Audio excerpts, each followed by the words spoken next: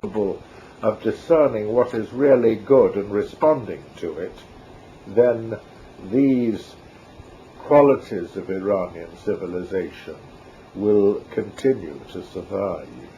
Well, certainly the golden age of Persian poetry is unequaled in the world. I mean, it's the greatest poetic monument that mankind has ever built. It's absolutely unsurpassable. No other poetry can compare with it in splendor. But together with that Persocentricity that you mentioned, and parallel to it, unfortunately, is the other side of the coin, which is this terrible, deep self-deprecation and masochism, and really not valuing themselves for what they are good at, that has also characterized, it seems to be, modern Iran. They always think of each other. They are much kinder to foreigners. They are much more trustful of foreigners. They hated each other. This is what I noticed when, as a sort of almost a foreigner, went back there. Why is that these people who are so hospitable, so kind to foreigners, are so awful to each other? I think, again, they share this with the Russians and the Irish. I always think that they, temperamentally, the Russians, the Irish, and the Persians are very similar. And this is another trait that they share. It's like if you go to Ireland, you receive such exquisite hospitality and kindness and generosity from people who, next thing in the street, are bombing each other and killing each other. The same with the Russians. I can't understand how it came about. This total hatred of the self in Iran, which was noticed in the last 20 years or so. Yes, well, there's a strange paradox there, because I talked about arrogance, but at the same time there is a kind of self-deprecation, as you put it. I'm glad you used the word masochism, because I've always felt that there is an underlying masochism in Iran. The only Iranian authority I've come across who actually mentions it explicitly is Zabiullah Safar in his History of Iranian Literature, Tariq Iran, in which he talks of it in terms of the very early poetry, the poetry of the Samanid era, and Ghaznavid early Seljuk era, which the poets arrogantly address their Turkish slaves using the imperatives biyar, biyar, come, bring, etc., which he says denotes a kind of arrogance. But at the same time, in the poetry, and later in the Sufi poetry, there's always this business of, here's my breast is bare, stab it. Capture me, hang me from the saddle strap of your saddle. This is very masochistic, this tendency to speak in terms of wanting to be captured, wanting to be raped, wanting to be murdered, martyred, and so on. Which again, Khomeini has played on very cleverly. But Khomeini, who is an extremely artful character, has used these psychological traits, and I am loath to venture into it myself, because I'm not a trained psychologist, but I do wish somebody would write, as it were, a psychological study of Iran based on evidence from Iranian literature, because I think the psychology of Iran is very fascinating and has a great deal to do with its the way, the turns its history has taken, and certainly it's when its rulers like Ismail the Safavid and Shah Abbas the Safavid and Khomeini, when leaders arise who are capable of playing on that psychology, it's then apparent that it is in that psychology that the key to the control and manipulation of the Iranian people does lie, and it's a key that such men get hold of, and a key they turn.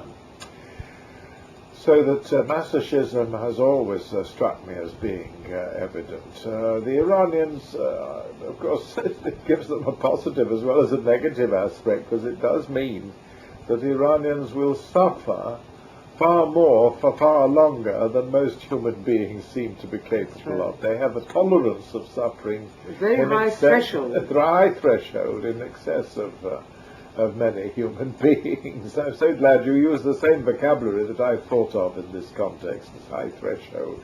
When people asked me in the early days of the revolution how long it could go on for, I said, 10 years at least.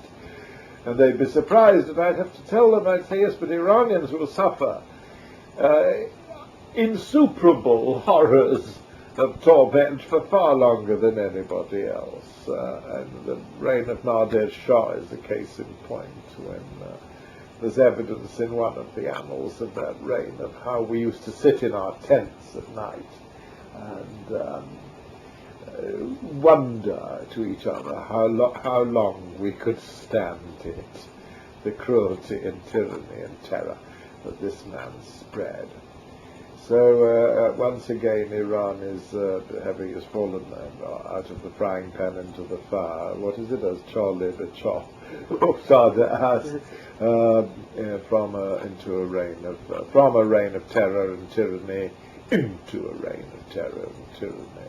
Makes my heart bleed for the unfortunate people of Iran who never seem to get the government they deserve. Hidayat Matin Daftari used to go and see his old grandfather, Muhammad Mossadegh, when I was living in Tehran in the 50s, and come and tell me of some of Mossadegh's observations as Mossadegh paced his study floor in the house in the country where he was confined in his later years after his release from prison.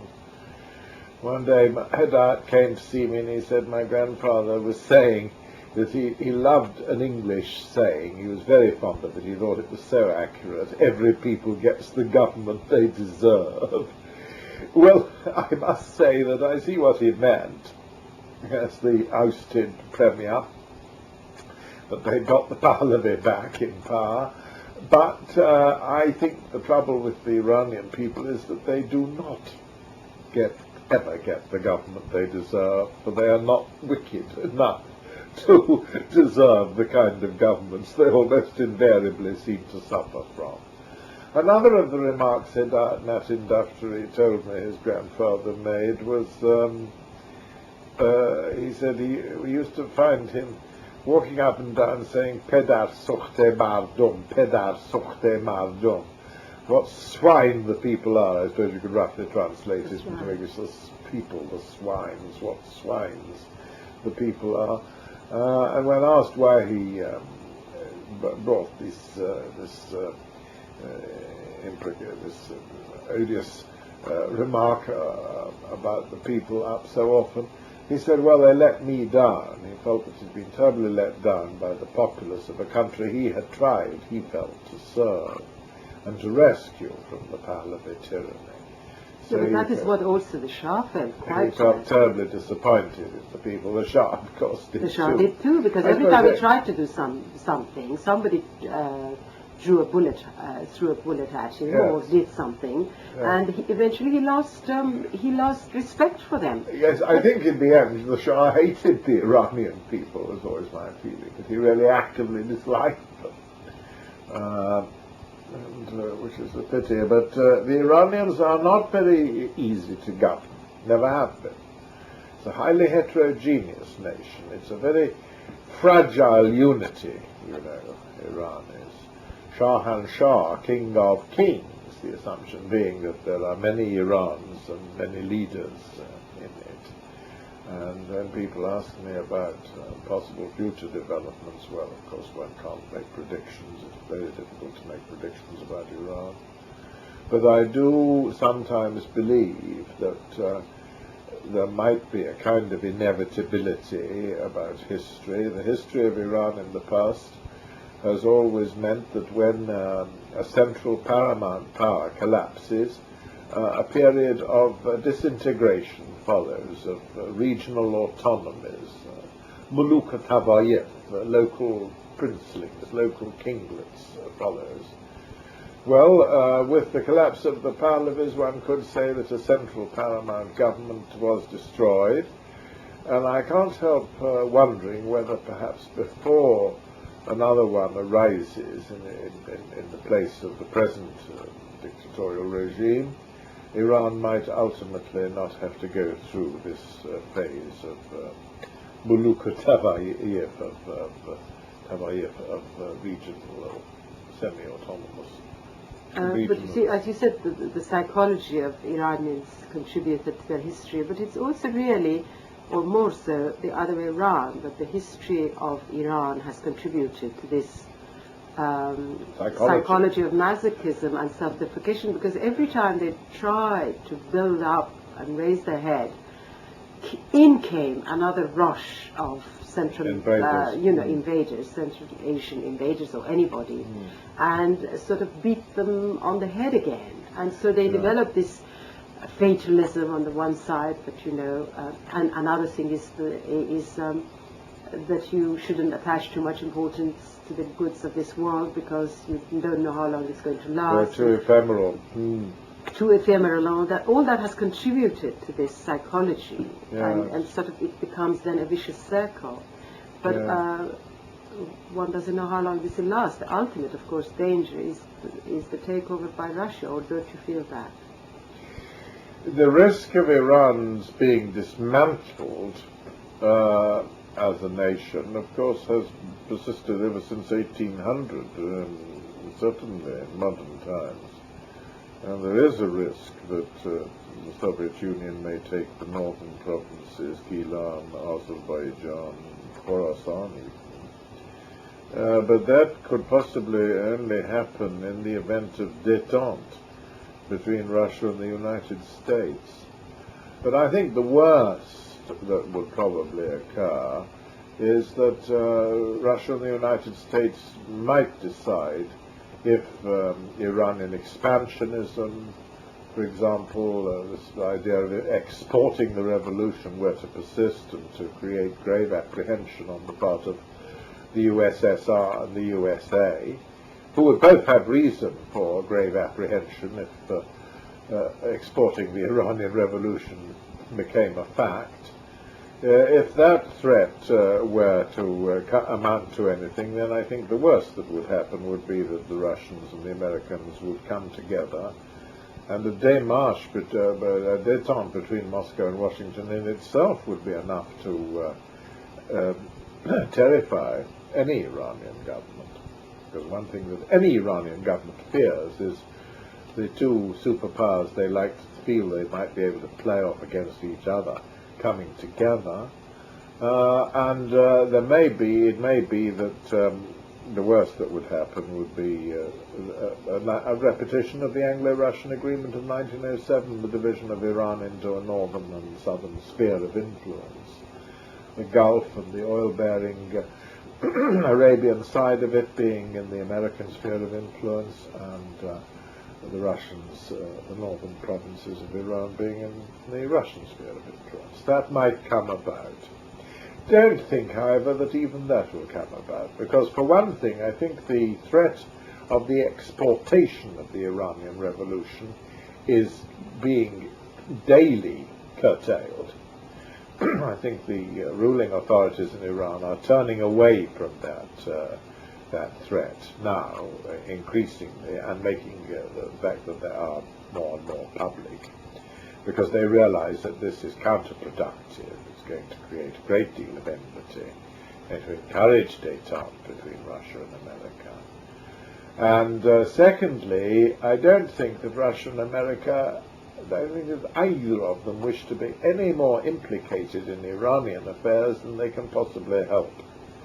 And as for the invasion of Iran by either Russia or America or both, I don't think it's at all likely that either Russia or America want to become involved in actually ruling Iran being such a very difficult matter. So some people say that Afghanistan was just a stepping stone. Well, Russia's had a very bad experience in its attempts to dominate Afghanistan. Now, I don't believe it was a stepping stone into actually ruling Iran. It might have been a stepping stone towards the neutralization of Iran. But it took place, after all, after the Americans' use of Iran as a base had been nullified by the Iranian Revolution. So I don't think very much will happen there. already there is evidence, to my way of reading the situation, that Iran is reacting somewhat apprehensively, full of apprehension and anxiety, to the signs that are already developing of détente between the USA and the USSR. So I find it strangely difficult. I find Western commentators and observers and diplomats strangely impervious to what seems to me to be an absolutely undeniable fact that one thing that would frighten a country whose independence has, after all, over the past 150 or 180 years or so, very often actually depended on its capacity to play off two great powers against each other. People seem to be strangely impervious to the obvious converse fact that any sign of détente between the two superpowers must be something that they dread more than anything else. But now to go back to, for instance, 1949, what happened with the Azerbaijan, taking back of the Azerbaijan? What was the actual political background to that? I'm listening. 1946. 1949, when Azerbaijan was... Was it the 49? I thought it was 46, 47, but never mind, yes. No, it went over after the war yes, to the Russian side. Yes, and yes, well, yes. Whatever his name was, the man who set up a government. Pishevari. Yes. And then it was taken back by the Persians, wasn't it? Yes. In 49? Right. Mm-hmm. How did that come about? I mean, was it as a result of some kind of an entente between the powers? No, it was the result of, it was, in my opinion, entirely the result of the enormous diplomatic skill and cunning of Gavam Sultanate. Gavam was the greatest statesman in the Orient, in my opinion, apart possibly from old Nuri Said of Iraq. And Gavam went to Russia, negotiated the northern oil, but didn't remind them that no concession could be effective unless ratified by the Majlis, and that the Majlis could not be elected unless every foreign soldier was off Iranian soil, according to a law passed by Mossadegh not very long before. So that he then came back, and the Russians were left in the position, found themselves in the position of not being able to get their concession for oil unless a Majlis were elected, and not being able to see a Majlis elected unless Russian soldiers left Iranian soil. And so they had to evacuate Azerbaijan. Of course, then the army marched in, and the Shah, of course, always claimed that he and his gallant army had regained Azerbaijan from the Russians. But it was Gavam's diplomacy that had done it. And Gavam was the man who, as one of my old Iranian friends used to say, had regained a province for Iran. So that was in brief, the story of Azerbaijan. It owed nothing to America or to the British or to any of the other professed friends of Iran. It was entirely the Russians. It was probably, ultimately, it was probably that Stalin had stopped needing the diversion he wanted to create while he consolidated Russia's position in Eastern Europe, an aspect of post-war diplomatic history that historians, so far as I know, have not yet got round to clarifying. But leaving that aspect of it aside, Gavam's subtle diplomacy did a great deal. Gavam is probably the only politician in history who actually managed to hoodwink even Stalin. Yes, that's what I meant. Yes, Gavam is one of my great heroes. Because even Churchill, who saw through Hitler, saw through everybody, didn't see through Stalin. No. But Gavam did. Yes. And managed to get the better of him. Yes. let us go back to the NIOC. So after the Shah came back and Mossadegh was put under house arrest, or whatever it was. Yes. I think that the Shah behaved rather magnanimously towards Mossadegh. No, I don't think he did at all. At least didn't kill him. That's what I He mean. hated him. Well, he had him tried. Well, he could easily have killed him.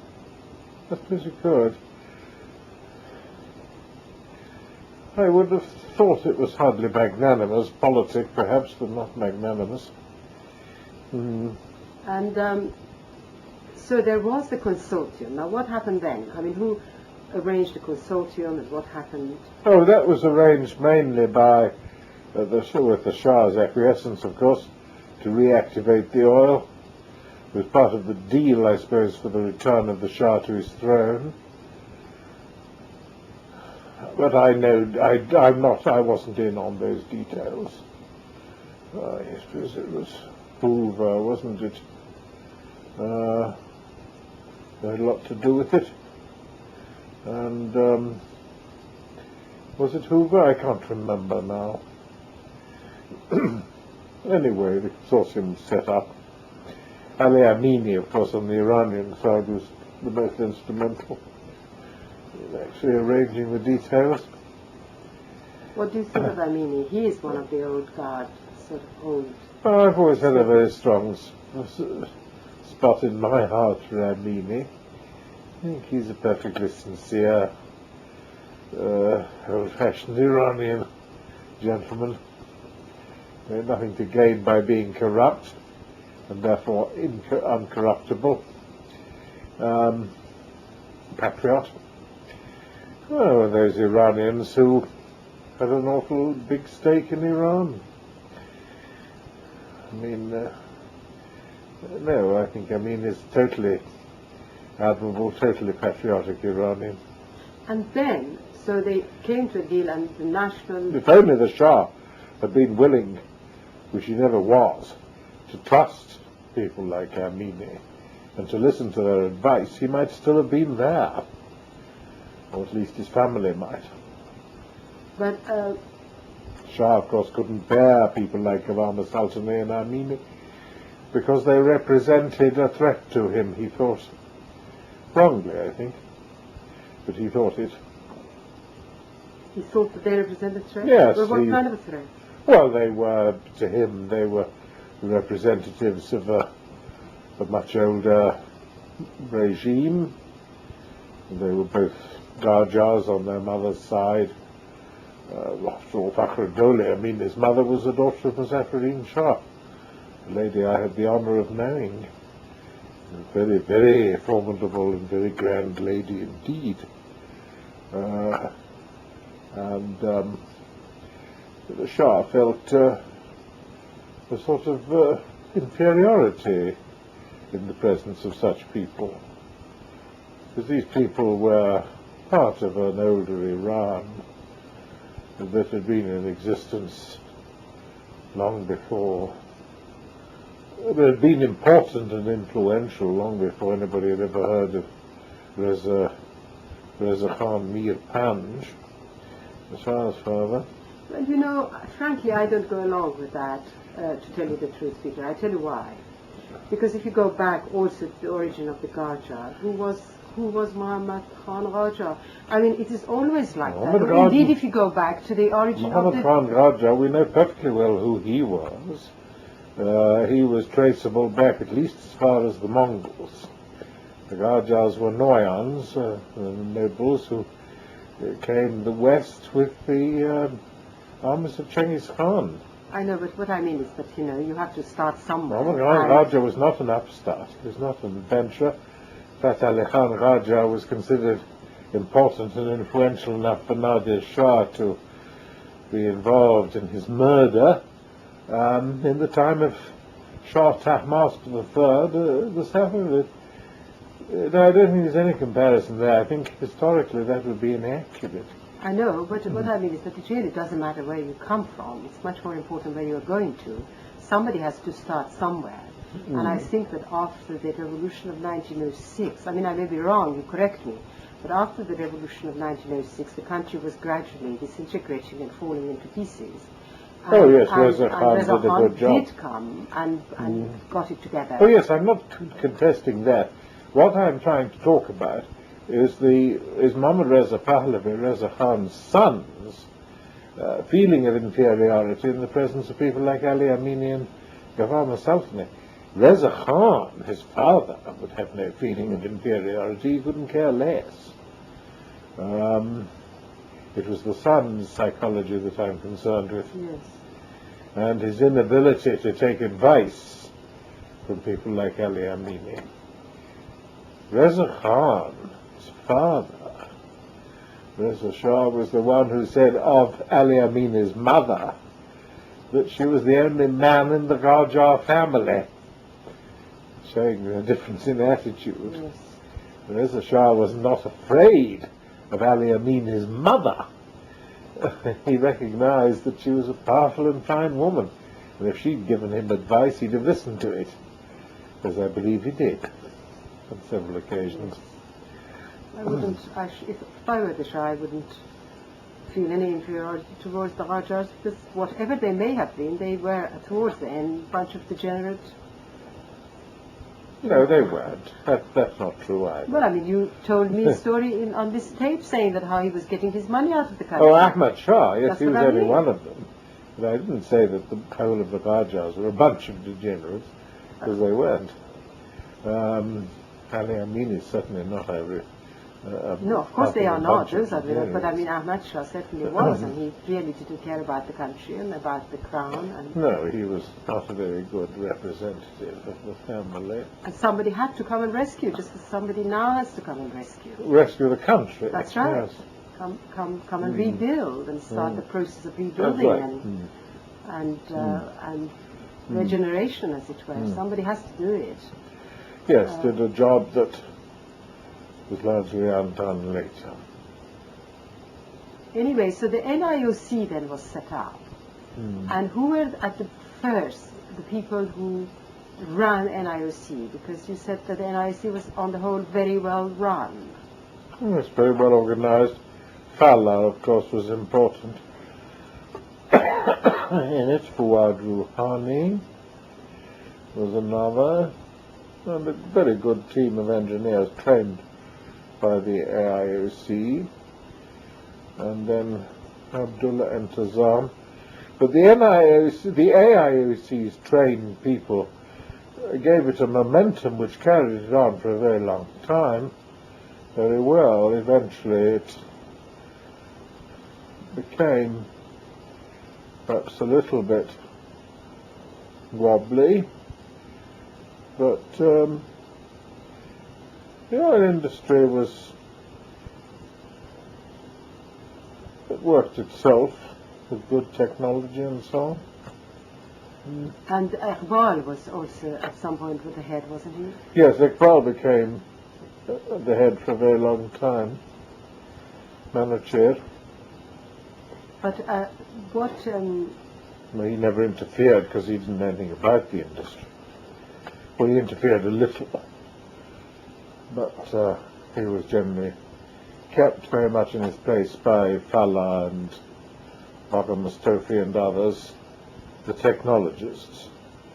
Because Manager Iqbal really knew nothing about petroleum technology, of course. But of all those people, it seems to me that Fala was the only one who managed to amass such an unbelievable fortune. Yes. How did he do it? Was it... He did that mostly in his dealings with foreign oil companies, not out of NIOC. He became very powerful, a figure in the international oil cartel. I don't think he amassed any fortune out of NIOC, it was out of international oil. Really? He became a director, you see, of numerous oil companies. Yes. Though I must say I never knew anything about his fortune until after his death. But so in that case, his fortune wasn't illegitimate in that case? I mean, if you got it from other companies by being directors and by investing, judicious investment and so on. Oh yes, I don't think it was any more illegitimate than a great many fortunes gathered by great captains of industry, of whom he became one. No, not at all. Oh, I see. So that clears up something. It clears up quite a lot. Quite a lot. A lot of his compatriots, his Iranian friends and close colleagues, of course, have declared it to be corrupt and illegitimate.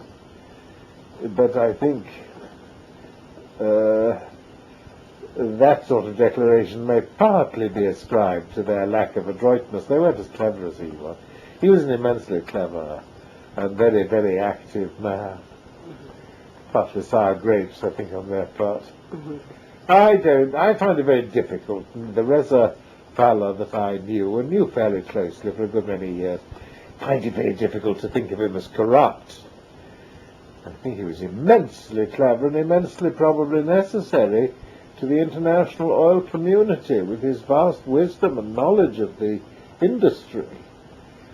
But of course he took his wages for that knowledge from the industry that he was serving.